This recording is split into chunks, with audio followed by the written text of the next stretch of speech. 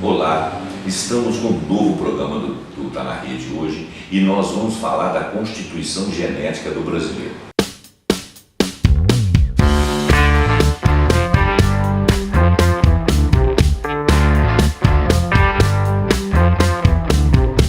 Por que o termo raça é um termo considerado incorreto?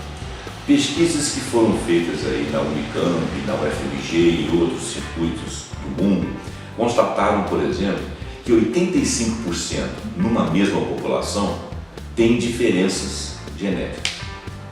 Em populações diferentes, essa diferença ela cai para 8,3. E em populações absolutamente distintas, por exemplo, alguém do sul da África, alguém do norte da Europa, tem uma diferença genética, que seriam populações absolutamente distintas em tese, tem uma diferença genética de apenas 6,3%. O termo correto seria o termo etnia. A origem dos brasileiros é uma mistura de descendências africanas, europeias e indígenas. A miscigenação está no nosso DNA. Mesmo o mais branco brasileiro pode ter traços negros e vice-versa, assim como traços indígenas.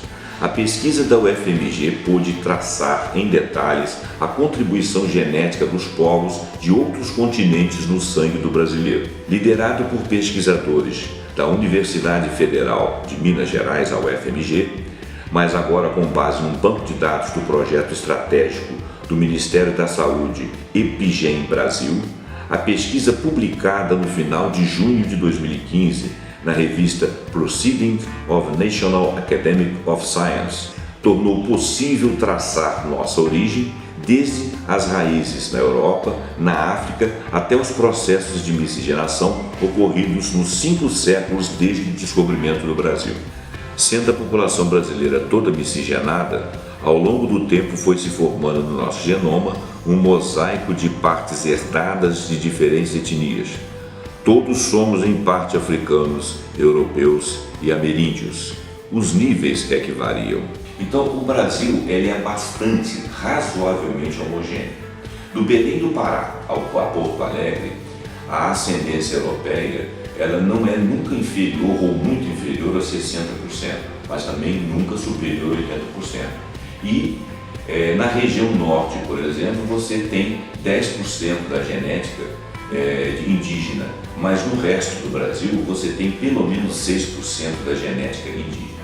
Agora nós vamos falar um pouco da cultura de índios e negros. Mesmo depois dos povos indígenas terem sido passados pelo processo de conquista e até por um processo de extermínio, eles nos legaram muitas práticas culturais. A culinária brasileira herdou vários hábitos e costumes da cultura indígena, como a utilização de mandioca e seus derivados, o costume de alimentar-se com peixes, carne socada, pratos derivados de caça, além de costumes de comer frutas. Herdamos dos indígenas também a crença nas práticas populares de curas derivadas das plantas.